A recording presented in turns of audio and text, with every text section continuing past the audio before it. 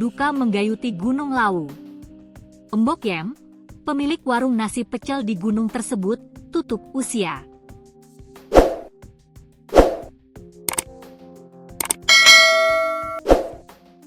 Ia meninggalkan seekor kera yang telah dipiaranya bertahun-tahun. Kera bernama Temon itu dipiara di sebuah danau tua bersebelahan dengan warung nasi pecelnya. Mbok Yem kerap memberikan langsung piring plastik berisi makanan kepada kera tersebut. Tak hanya dibiarkan makan sendiri, kera itu juga pernah disuapi oleh Mbok Yem. Tampak di sebuah perapian, Mbok Yem yang mengenakan jaket tebal duduk sembari menyuapi Temon.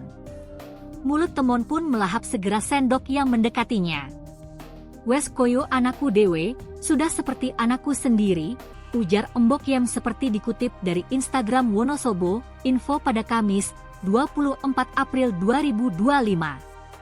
Kini, kera bertubuh tambun tersebut tak lagi bisa melihat sosok yang dihormati para pendaki untuk memberikannya makan.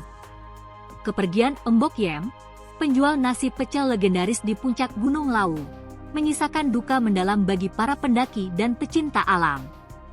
Lebih dari sekadar berjualan, perempuan bernama Asli Wakiem itu mengabdikan hidupnya untuk melayani dan menolong sesama dari ketinggian 3.150 meter di atas permukaan laut.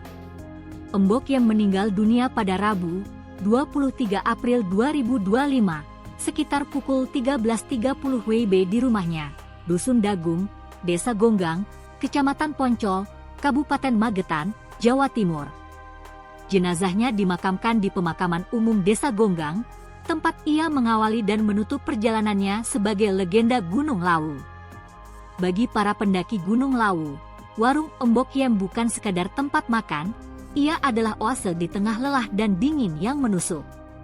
Terletak hanya sekitar 115 meter dari puncak, warung miliknya menjadi salah satu warung tertinggi di Indonesia, berdiri kokoh di tengah kabut dan terpaan angin gunung.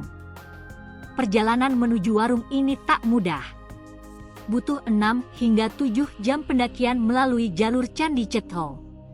Tapi bagi mereka yang pernah singgah, warung itu terasa seperti rumah, dan Mbok Yem seperti ibu sendiri.